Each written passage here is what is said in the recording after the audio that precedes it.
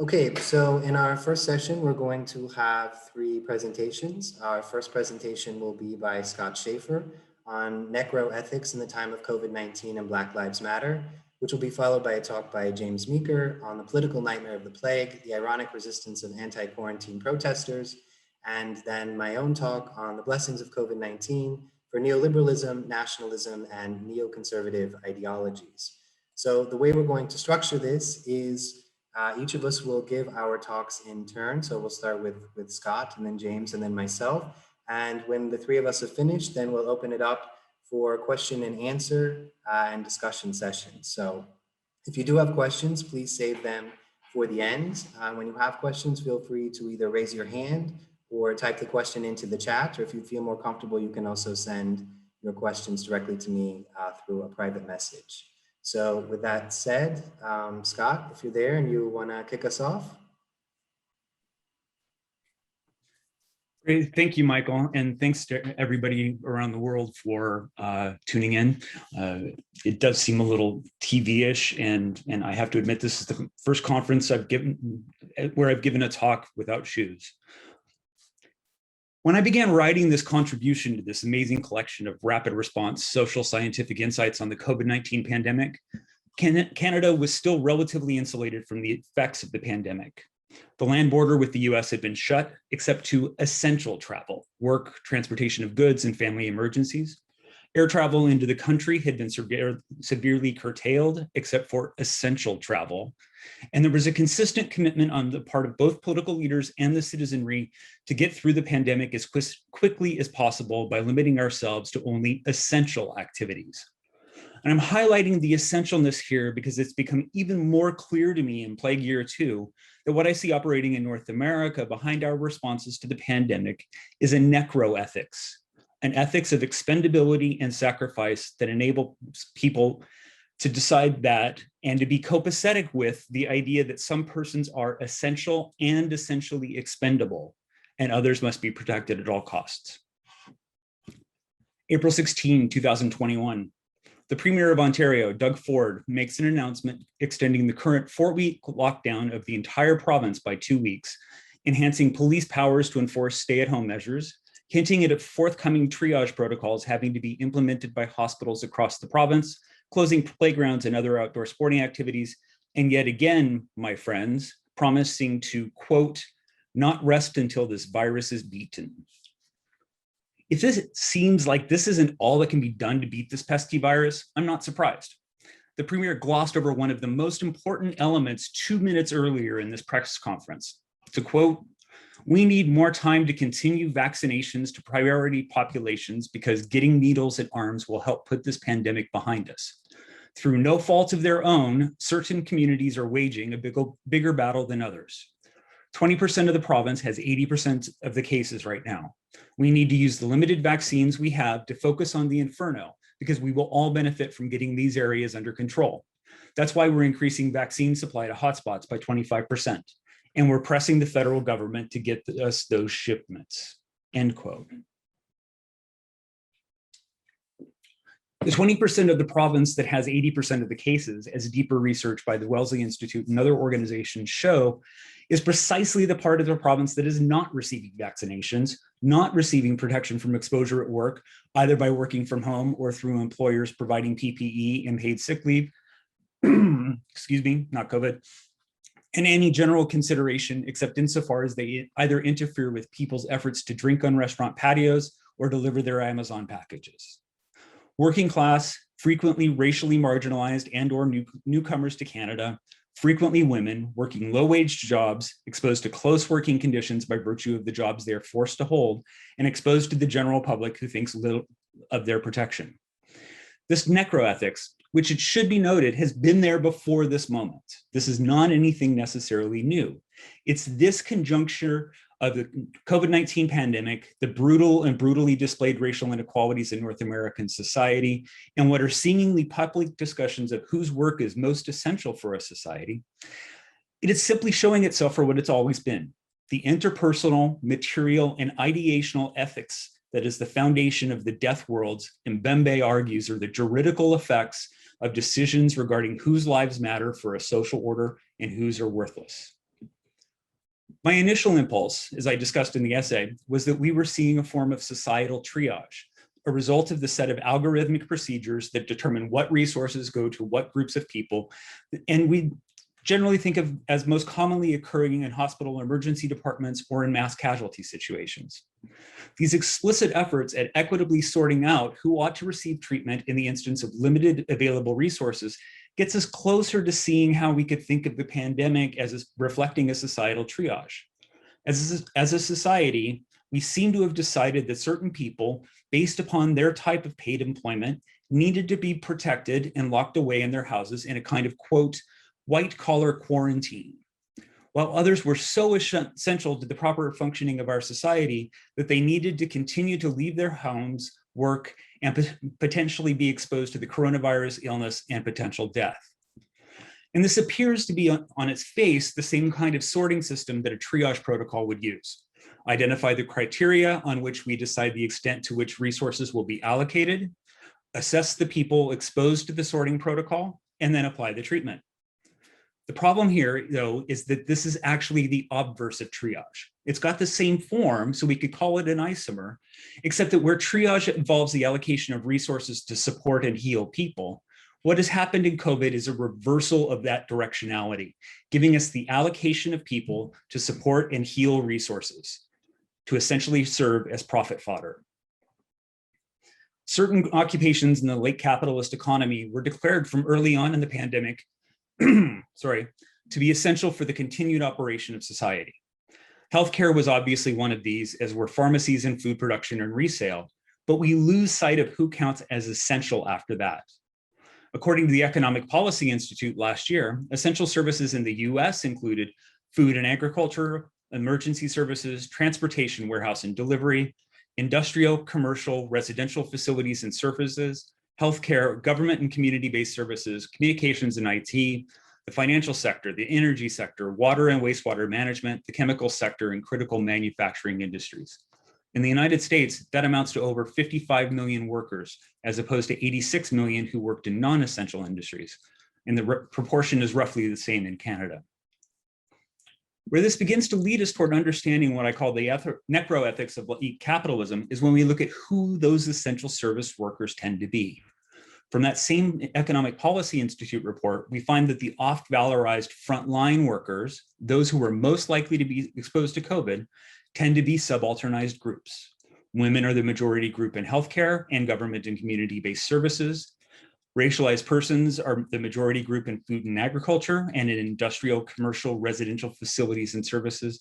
And approximately 7 in 10 essential workers do not have a college or university degree.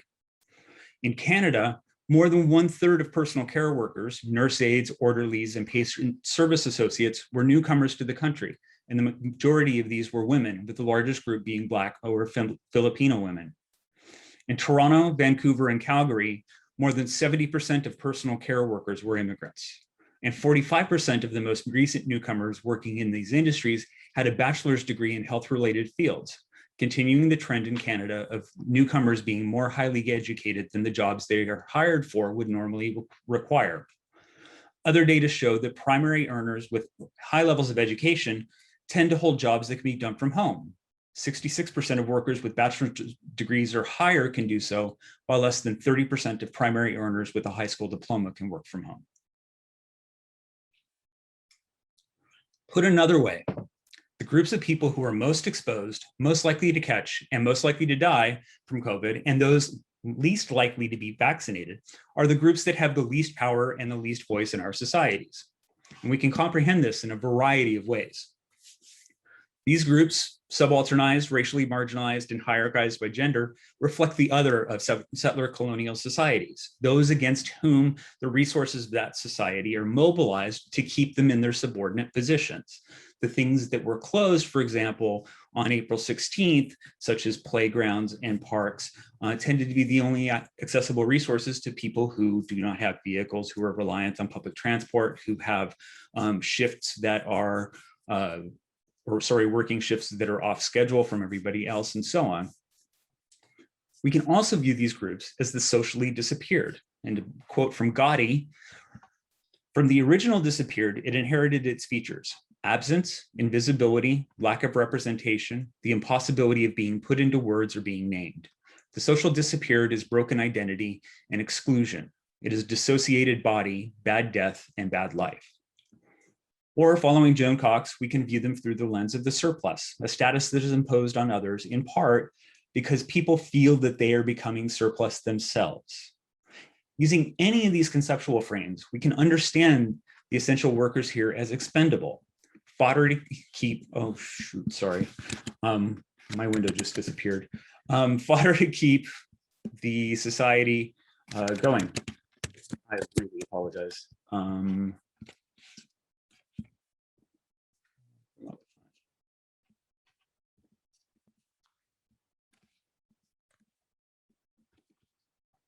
Just moments.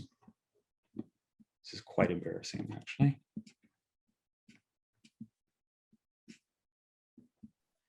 I don't think it would be a successful Zoom session if this sort of thing didn't happen. Exactly, something So has no to go worries. You're making it authentic.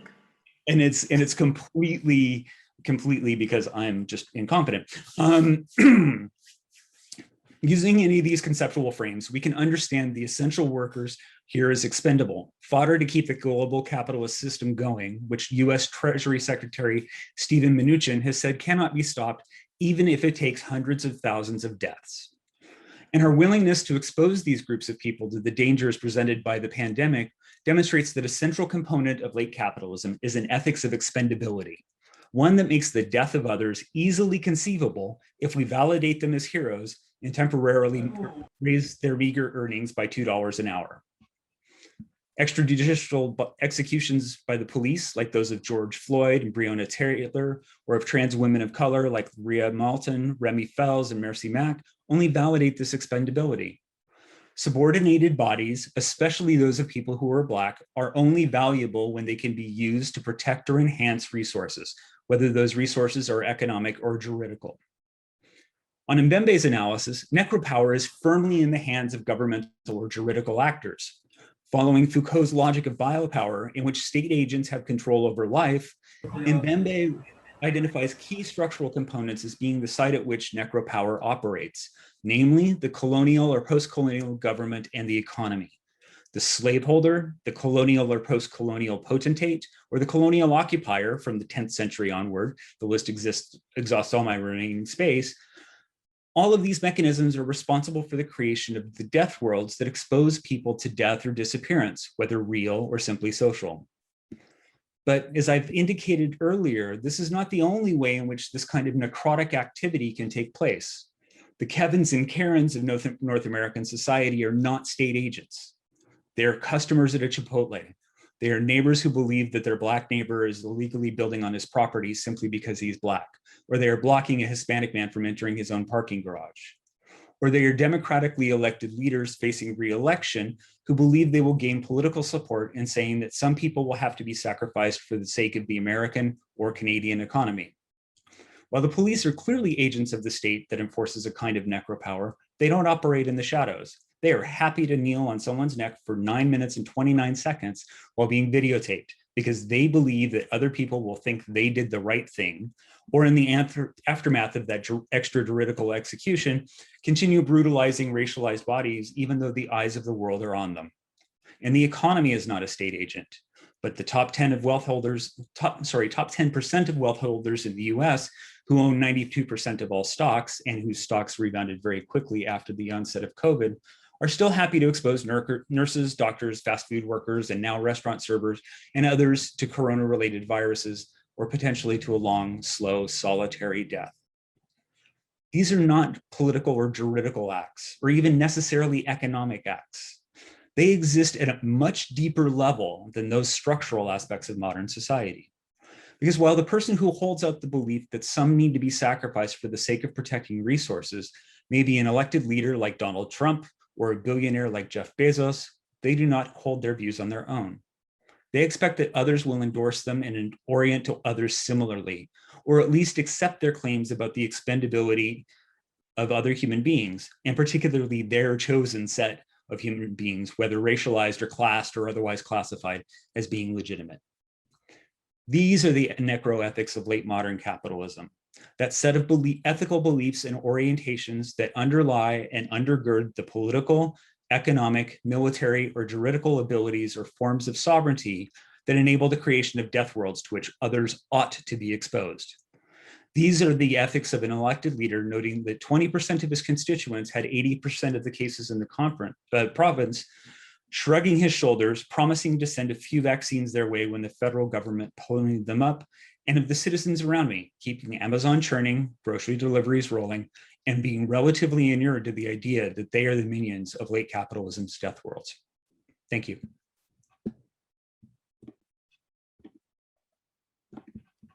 Great, thank you for that, Scott. That was really good, as I knew it would be. I'd already read your chapter, but that was excellent. Now let's turn it over to James, if you want to go ahead.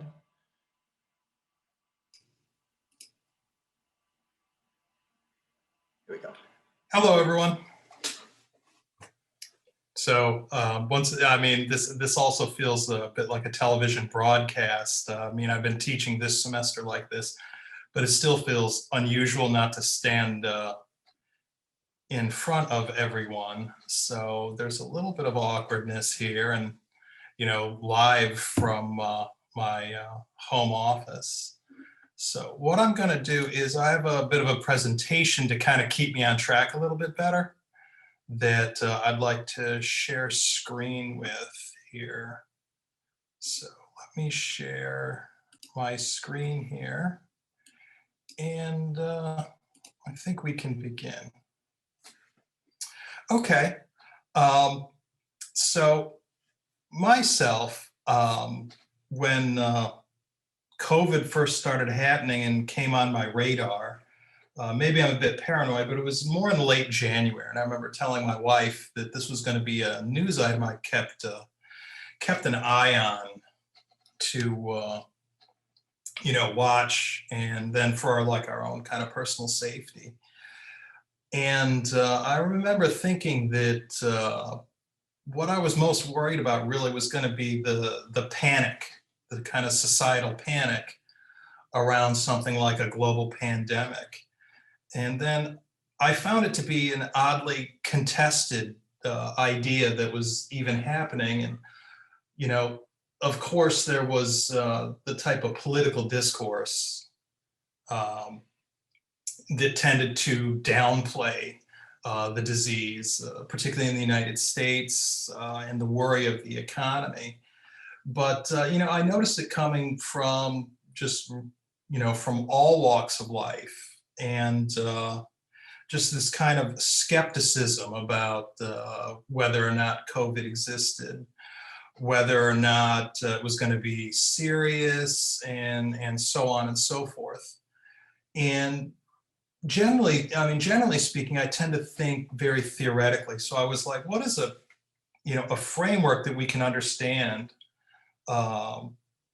coronavirus, as a societal event, what are some of the theoretical contributions that can help us better unravel this? And the first thing that really came to mind, which was kind of my initial idea, was kind of the irony of the persons that were protesting the different types of quarantine measures, because it stands to reason that these persons that are most interested in their personal liberty and their ability to move about freely, that it's in their best interest to adopt the quarantine measures and to practice them consistently, and that they were kind of undermining their own potential liberty. But the more I thought about it, and in particular what different postmodern theorists such as Foucault, Jean Baudrillard, and Francois Lyotard said, to me it pointed to a kind of different epistemology in society that was beginning to overtake the familiar rational basis of modernity. So as I began looking at these, I noticed two themes in particular that really struck out to me. And the first theme I identified was really the anti-government theme, where it was, contested whether or not the state was allowed to manage the affairs of the state, as far as the movement of peoples and the ability to actually impose a quarantine or even make suggestions for mask wearing. So I collected a couple of my favorite protest signs drawn from not only the reopened Maryland, but Michigan and California and that protests. So, thematically, we see the very anti-government kind of theme. But it wasn't restricted to just that. There were also perhaps even more worrisome series of themes that were what I would term as anti-rational, that literally the empirical and positivistic science that allowed us to detect, treat, and cure or provide vaccines for disease was also being called into question from a wide variety of sources. And while we do see a bit of a partisan lean here, so I'll share a couple of statistics that came out. There is a bit of a partisan lean. I think most people that are like, such as myself, are beholden to the rationality and science that characterizes the period we would call modernism. That these numbers are pretty disturbing. Where close to 30% of Americans still believe that COVID-19 was created in a laboratory, despite numerous reports from a wide variety of different agencies globally have indicated that there's no evidence for that, and evidence to the contrary. And then in June of this year, less than half of Americans indicated they would agree to be vaccinated. And in fact, we're running into the problem now that although we've had a tremendous rollout in the United States, it's beginning to slow. And a number of facilities, I know in my original home state of Ohio, have had to slow, that they've had to scale down because there's just less demand, but they're nowhere near the levels of vaccination that we need to have. As far as the partisan divide, clearly it tends to lean towards the Republican Party and more conservative individuals as being a little bit more skeptical about COVID-19, and certainly more oppositional to quarantine measures compared to Democrats. But I find even the numbers here for the support of quarantine measures or concern with COVID among Democrats to be troubling. And then the most worrisome statistic for me was that these kind of anti-science and skeptical attitudes were far more prevalent among younger persons than older, which I think is kind of a counterintuitive or kind of a counter-narrative understanding that the people that are most in denial, the ones that are most conservative, which are going to be older. But we actually, have found the opposite. So let me delve in here a little bit, and then I have kept this very, very condensed compared to the paper just because of the limited amount of time. So bear with me here. The first thing to notice is that quarantine measures themselves are not new. They're not new in the United States. We took measures for the SARS outbreak, which was very limited, and ended up, there was a lot more media attention than it ended up. That potential pandemic was contained pretty quickly. But we had quarantine measures for the 1918-1919 Spanish flu. Of course, there was resistance to that as well. Not as marketed and of a different kind of character than what we have now. But there were quarantine measures quite successfully used in the United States for the Great White plagues of the 18th century, and different port inspectors that would make sure that merchant vessels weren't bringing in disease and would quarantine those vessels and so on. So quarantine measures are not especially new. And when thinking about quarantine, it brought me back to Foucault's Discipline and Punish, where he essentially argues that the modern state may have been born from disease, from the Black Death, the Great Plagues, the 14th through 18th centuries. And Foucault, not to belabor him too long, but he said that the plague presented to the state a political dream of a perfectly managed society, because the measures that the states had to undertake to combat the disease at that time involved levels of surveillance that had been unprecedented at that time, where individuals were appointed to be a class of persons known as syndics that would monitor the population and look for the signs and the marks of disease, and to segregate people into quarantine areas and to regulate their movements. And that this was the political dream, the perfectly managed city. But the societies at that time lacked the resources and the technology in which to see it in its most perfect form. But Foucault argues that this creates what he calls governmentality, literally a combination of government and rationality, that the rationally managed state is the most efficient state. And Foucault argues that it was essential that this would become the dominant form of government because it produced the greatest rewards. It was the most efficient. So, one of the additional ironies is that, for me, is that, according to Foucault, modernism is ushered in by disease and this need to have a rationally managed state and to, cover healthcare, transportation, and all of this through a rational process. And it's funny how COVID is presenting a challenge to that modern state.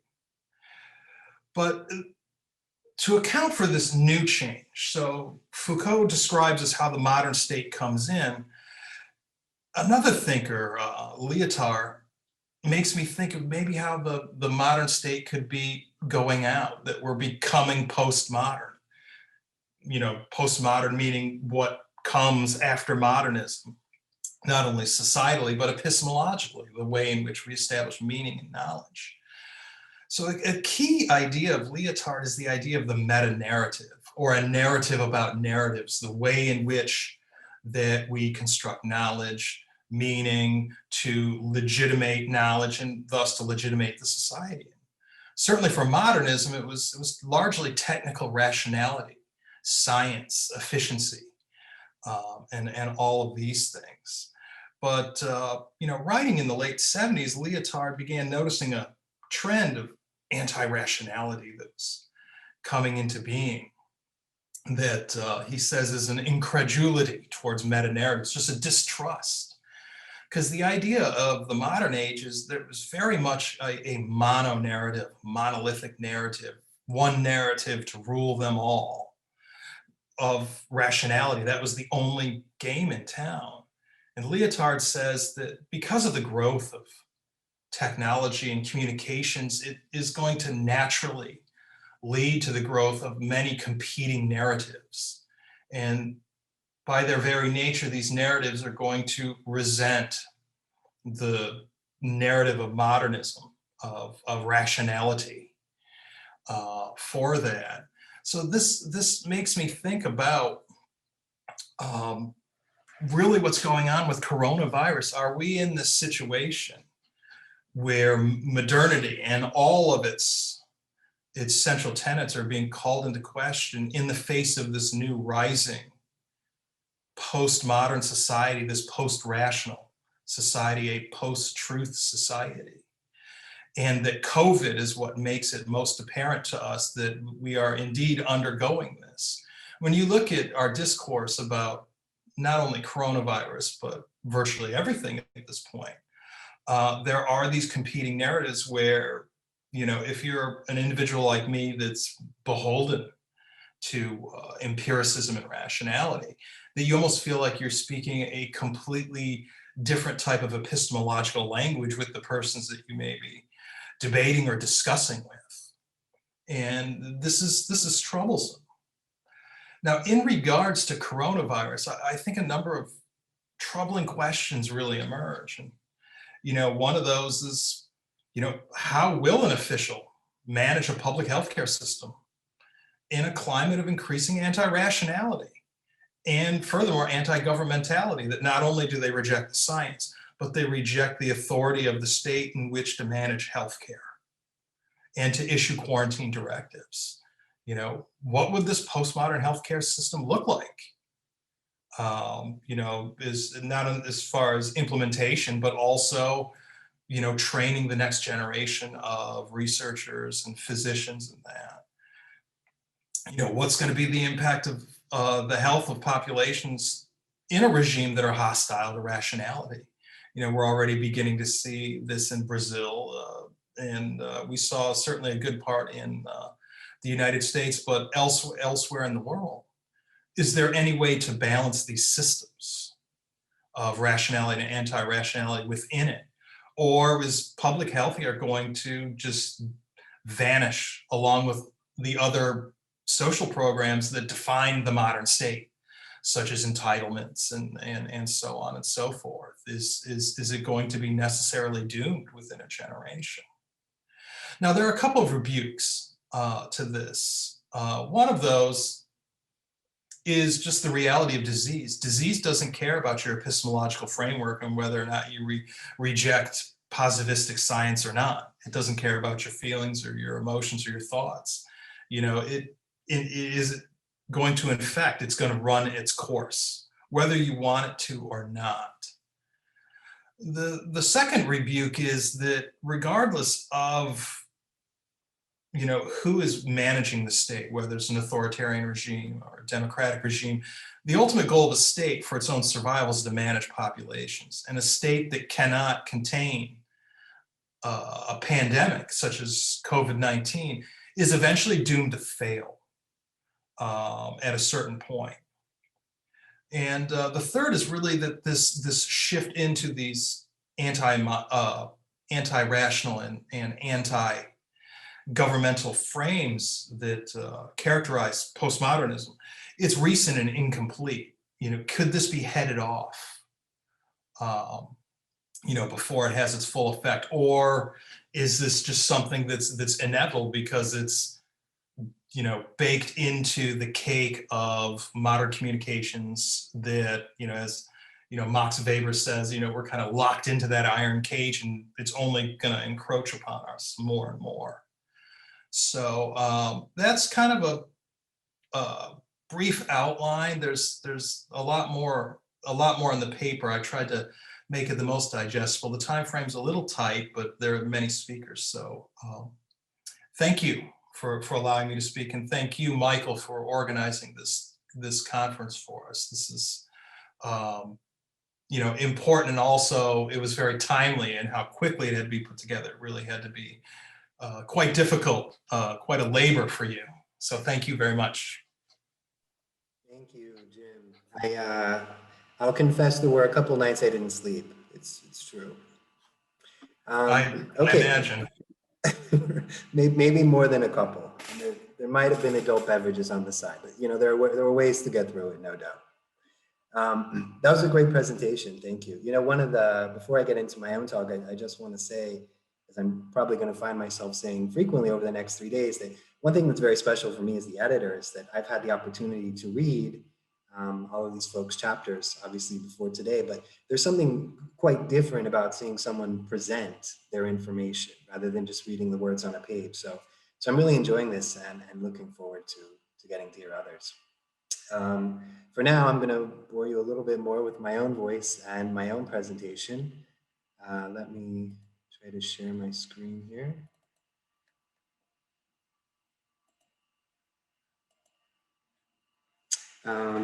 Maybe another skill that I picked up during this are PowerPoint presentations. As any of my students can happily tell you, I am not at all good with technology, so I struggle with Zoom and PowerPoints. But anyway, I'm getting better. So it's a skill development. I think, according to a lot of my students, they actually don't even use PowerPoint anymore. So I'm always a bit behind. For my presentation. So the title of my presentation is The Blessings of COVID-19 for Neoliberalism, Nationalism, and Neoconservative Ideologies.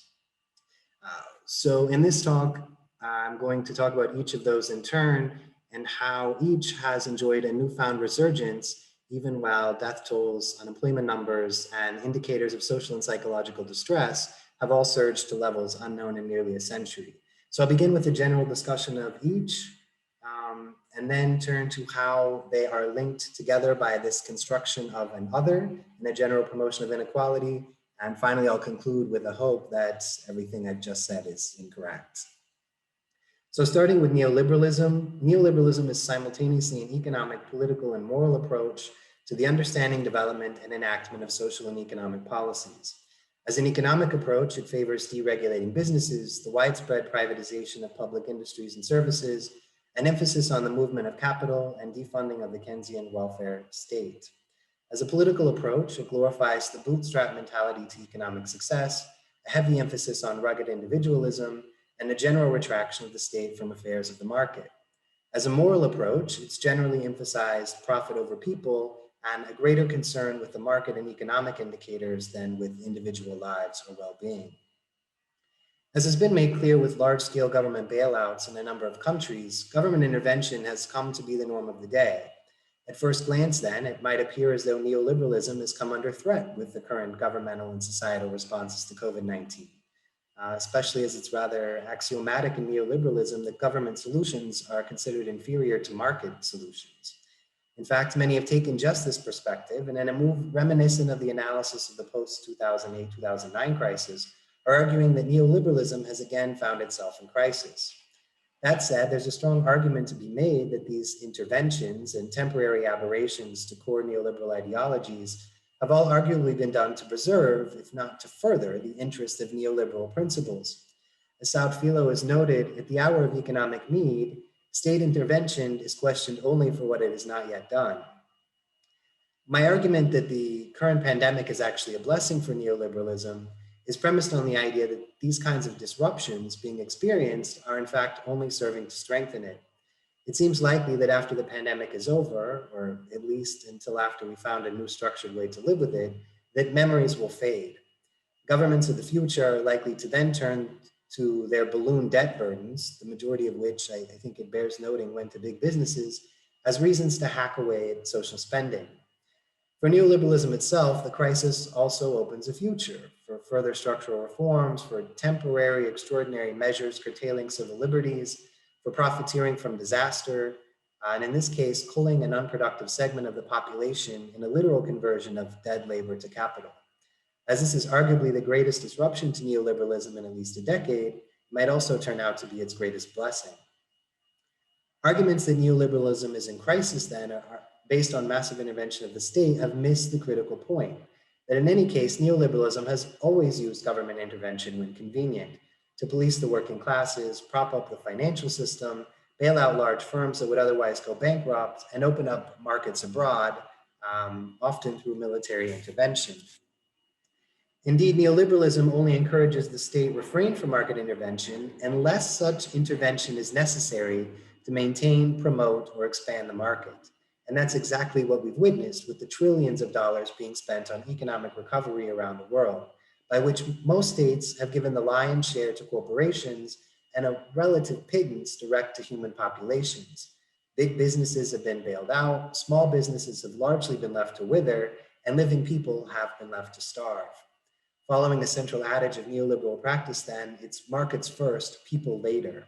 And following the age-old tradition of neoliberal economics, the problems of the rich are presented as perils for all of us, while their gains and our miseries are seen as something individually earned.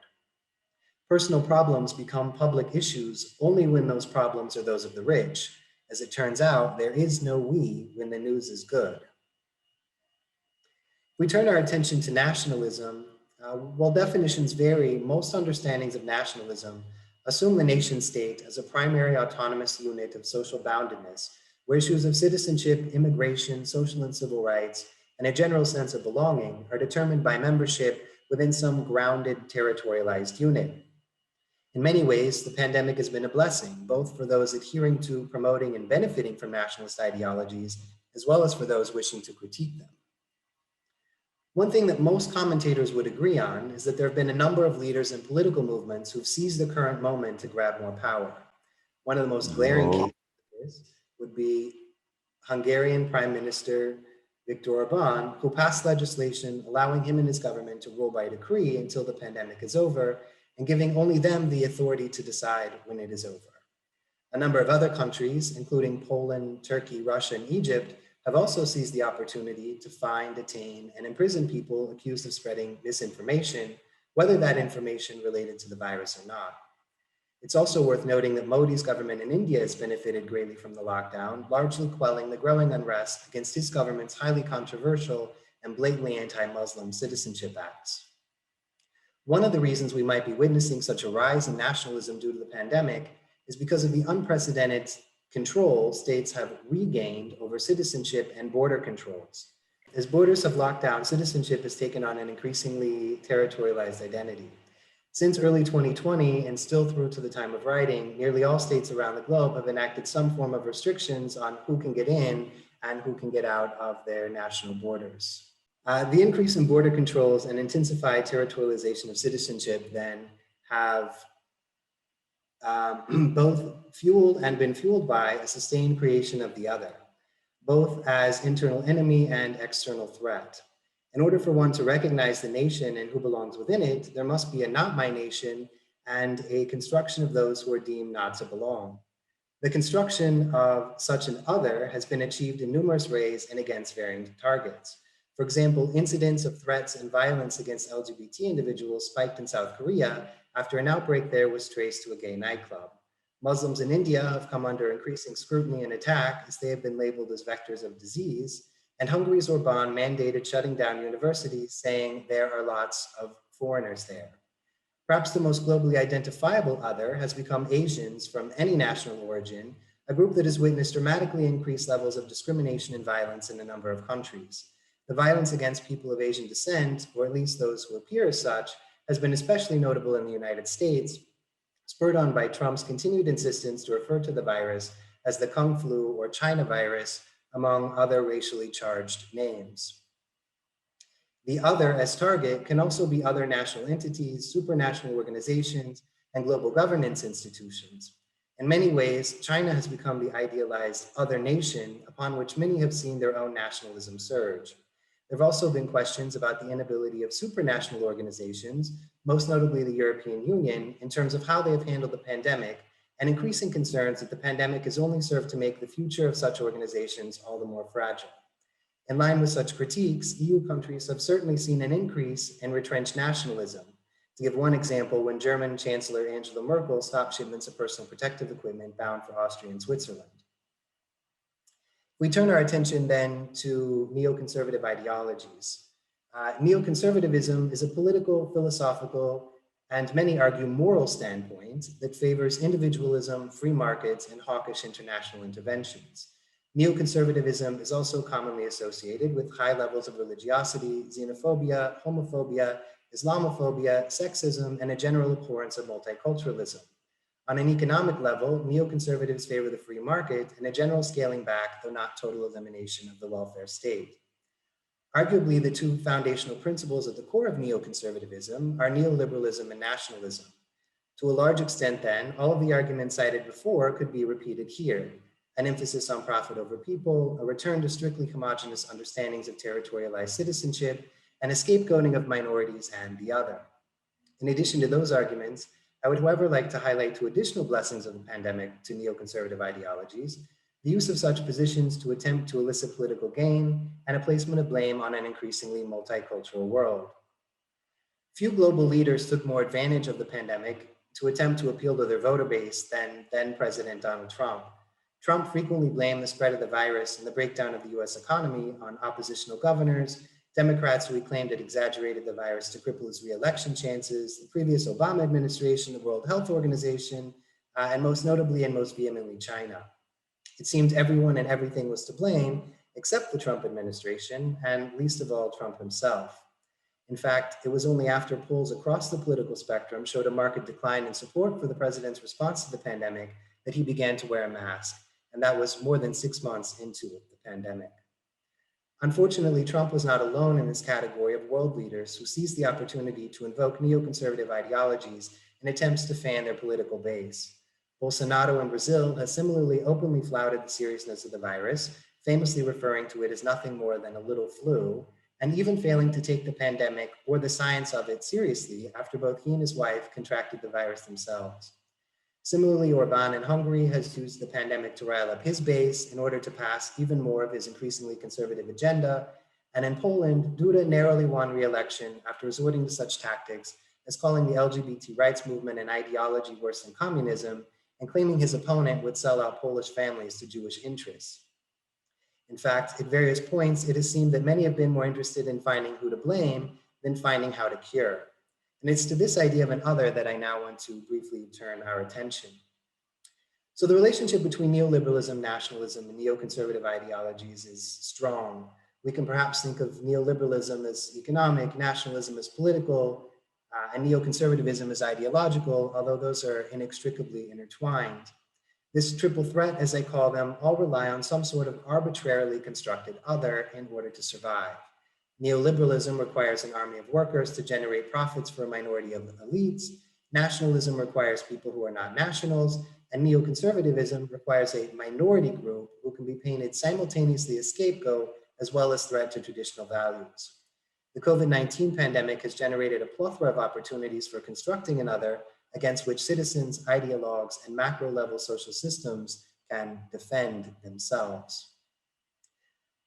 So in conclusion, much like the human body that survives the crisis of a virus and subsequently becomes at least temporarily immune, if neoliberalism, nationalism, and neoconservative ideologies survive this pandemic crisis, and it looks like they will, they also have the potential to become immune to critique and, quite fearfully, perhaps emerge even stronger. All signs point to a resurgence of this triple threat, building off the spread of the medical pandemic, even while they have all arguably become economic, political, and ideological pandemics all their own.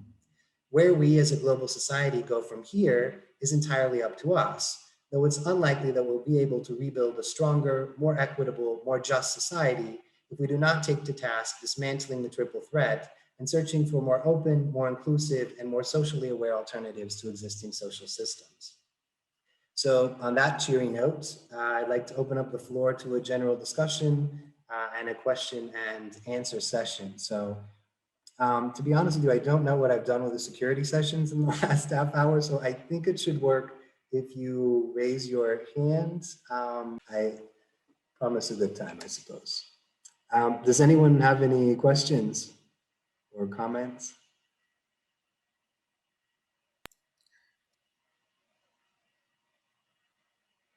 Let me pitch one then to Scott and Jim. You know, I know you both wrote this work. I guess it's been 6, 7, 8 months now. I wonder if you have any thoughts on how the situation might have changed in the last 6 months, if at all. We've certainly seen the pandemic evolve in terms of number. There have been some political shifts, perhaps most notably in the US. So do you think any of that has perhaps changed some of your original ideas?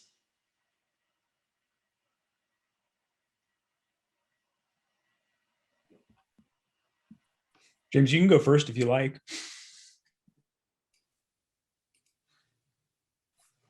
Hello, I changed clothes. One of the problems with quarantine is you just get used to being in comfy clothes all the time.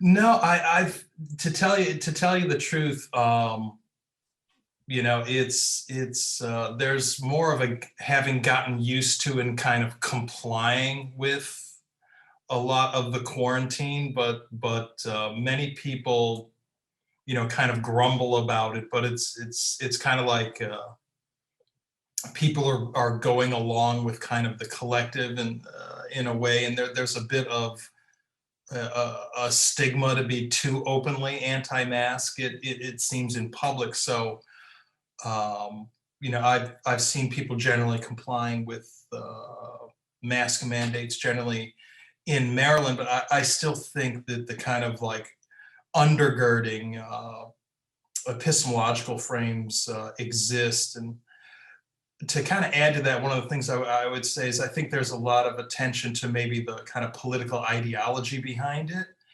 And I think the ideology comes separate. I think the epistemological frame of anti-rationality and anti-government moves persons into particular ideologies rather than it being ideological. In other words, I think we'd have seen similar protests had Trump chosen a different path with the way that he framed and resisted the idea of coronavirus, or if there had been a different regime, a democratic regime had been in there, I think we'd have still seen a lot of protests. So it's evolving, but I mean, I do think that we're kind of leaving modernism behind and moving into this new thing, which is exciting for social scientists, because my discipline of sociology was kind of born from trying to understand the shift between agrarian societies and then moving into this new modernism thing. And so that's generally what I think. So I you know, it's complicated when you're looking at just the way that societies construct knowledge and meaning. So hope that was good. It was very good, very insightful. So I actually updated the essay based on something that happened on Friday, which was the premier actually admitting that his plan was failing, and his plan is perfectly neoliberal. It's relying upon the devolution of responsibility onto people to take care of themselves, and he's thrown this through no fault of their own bone to his critics. But at the same time, it's as if he's shrugging his shoulders and saying, I can't do anything. Okay? I'm reliant on the federal government for the vaccines. There are over 1 million vaccine doses of AstraZeneca in freezers in the province of Ontario. And in fact, yesterday, they lowered the age limit for people who are eligible to be vaccinated province-wide from 55 to 40 for AstraZeneca, if you're willing to go stand in line at a supermarket or a pharmacy or somewhere like that in order to get it. So what you were speaking of, Michael, is it's becoming a perfect example in the province of Ontario, at least. In terms of the ethical components, for a while, it was really interesting to see like everybody take such great care with how close they got to people and whether or not they were physically distanced, and we didn't try to call it socially distanced in Ontario. And now that all seems to be just gone.